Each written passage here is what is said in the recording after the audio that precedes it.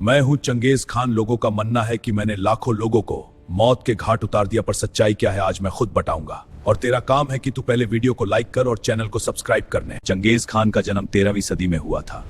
उसका खौफ इतना था कि चंगेज खान का नाम सुनते ही लोगों की रूह कांपती थी।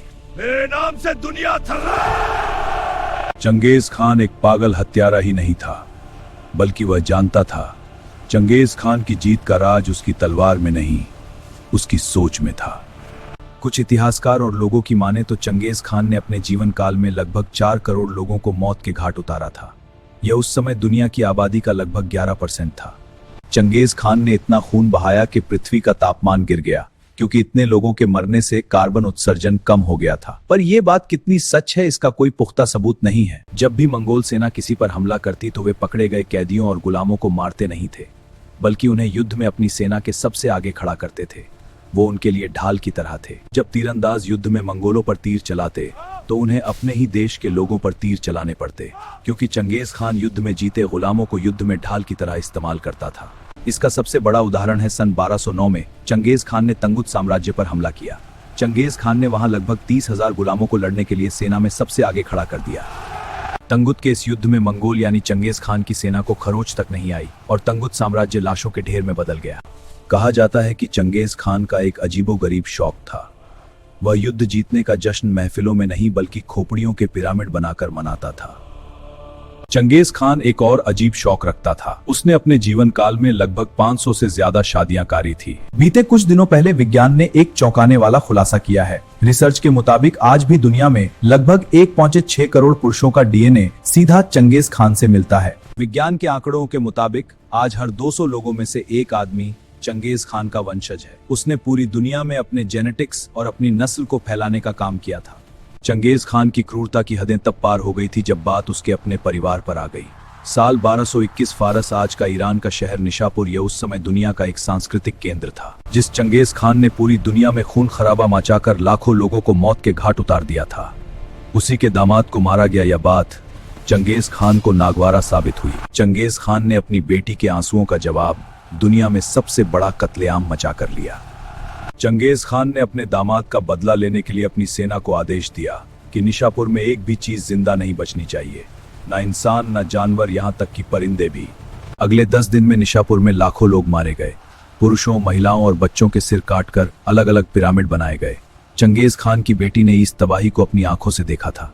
10 दिन बाद निशापुर में ना पुरुष, ना महिला, ना बच्चे। निशापुर एक बंजर जमीन का टुकड़ा बनकर रह गया था। मैं आपकी सेवा करूंगी को लिए बुलाया है। तुम मेरे तंबू में रहोगी और मेरी इच्छा पूरी करोगी। कहा जाता है कि पश्चिमी शिया साम्राज्य को हराने के बाद चंगेज खान ने वहां की एक खूबसूरत राजकुमारी को अपनी दासी बनाने के लिए अपने तंबू में बुलाया था। लेकिन वह राजकुमारी पहले से ही अपने कपड़ों में एक खंजर या कोई नुकीली चीज छुपा कर लाई थी। जैसे ही चंगेज खान ने राजकुमारी को छूने की कोशिश की तो राजकुमारी ने चंगेज खान पर चाकू से वार किया। अत्याग खून बहने से उसकी मौत तड़प तड़प कर तंबू के अंदर ही हो गई। दूसरी तरफ मंगोल इतिहासकार कहते हैं कि चंगेज खान की मौत शिकार करते वक्त घोड़े से गिरकर हुई थी। उसे अंदरूनी चोट आई और कुछ दिन बाद उसकी मौत हो गई। खैर, वजह जो भी थी, 1227 में चंगेज खान दुनिया का सबसे बड़ा हत्यारा और क्रूर शासक मर चुका था। लेकिन उसकी मौत ने एक नए खून खराबे को जन्म दिया। मेरे बेटों, मेरे पास आओ। मेरे मरने के बाद मेरी कब्र का पता किसी को नहीं चलना चाहिए। हाँ पिता, हम आपकी आज्ञा का पालन करेंगे, यह हमारा वचन है। चंगेज खान को डर था कि जिन लोगों को उसने मारा है उनके वंशज उसकी कब्र को खोदकर उसकी हड्डियों का अपमान करेंगे। इसलिए उसने गुप्त अंतिम संस्कार का आदेश दिया था। चंगेज खान के शव को चीन से मंगोलिया तक एक विशाल ताबूत में रखकर लाया गया।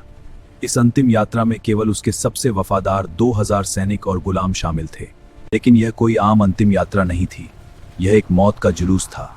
कहा जाता है कि चंगेज के बेटों ने आदेश दिया कि रास्ते में जो भी मिले, इंसान, जानवर, परिंदा, उसे मार डालो। इतिहासकार बताते हैं कि चंगेज खान के शव को दफनाने के लिए ले जाते वक्त ही रास्ते में लगभग 20,000 बेगुनाह लोगों को मौत के घाट उतार दिया गया था।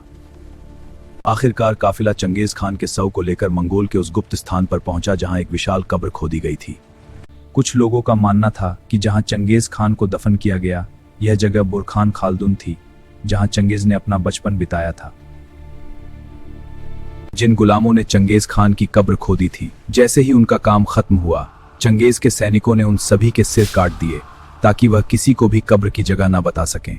ये खून खराबा यही खत्म नहीं हुआ, बल्कि जिन सैनिकों ने चंगेज खान की कब्र खोदने वाले गुलामों को मारा था, जब वह वापस काराकोरम लौटे तो उन सैनिकों को भी मार डाला था। चंगेज खान की कब्र खोदने वाले गवाहों को मारा गया और कब्र खोदने वालों को मारने वाले सैनिकों को भी मार दिया गया। इस तरह चंगेज खान की कब्र का राज हमेशा के लिए दफन हो गया। कहा जाता है कि चंगेज खान की कब्र को सूखी नदी के तल में खोदा गया। दफनाने के बाद नदी के पानी को दोबारा से छोड़ दिया गया। आज चंगेज खान की कब्र के ऊपर पानी बह रहा है। चंगेज खान ने अपने जीवन में लगभग 72 देशों को जीता। चीन का रेशम, फारस का सोना, रूस के हीरे और भारत की सीमा से लूटा गया माल सब उसके पास था। चंगेज खान को मरने के बाद अपनी दौलत और शोहरत को अपने साथ अपनी कब्र में लेकर जाने का कोई शौक नहीं था, लेकिन मंगोल परंपरा के मुताबिक एक योद्धा को उसकी कमाई के साथ ही दफन किया जाता है ताकि अगली दुनिया में उसे किसी चीज की कमी महसूस ना हो। मंगोलिया में लगभग 240 वर्ग किलोमीटर का एक इलाका है जिसे इखरेग या द ग्रेट टाबू कहा जाता है। पिछले 800 सालों से इस इलाके में आम इंसानों का जाना मना है। चंगेज खान की मौत के बाद उसके सबसे वफादार सैनिकों के एक कबीले को इस इलाके की रक्षा करने की जिम्मेदारी दी गई। 8 सदियों से लगातार पिता अपने बेटे को और बेटा अपने बेटे को यह जिम्मेदारी सौंपता आ रहा है। उनका काम कब्र की पूजा करना नहीं, बल्कि उसे इस दुनिया से छुपा कर रखना है। आज बुरखान खालदून की पहाड़ियों में किसी अज्ञात जगह पर दुनिया का सबसे बड़ा विजेता चंगेज खान अपनी कब्र में खामोशी से सो रहा है।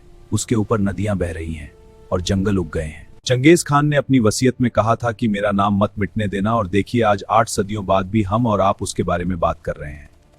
ये चंगेज खान की सबसे बड़ी जीत है। आज की ये कहानी यही खत्म होती है। मिलते हैं किसी अगले टॉपिक के साथ। तुम वीडियो को लाइक करें और चैनल को सब्सक्राइब करें।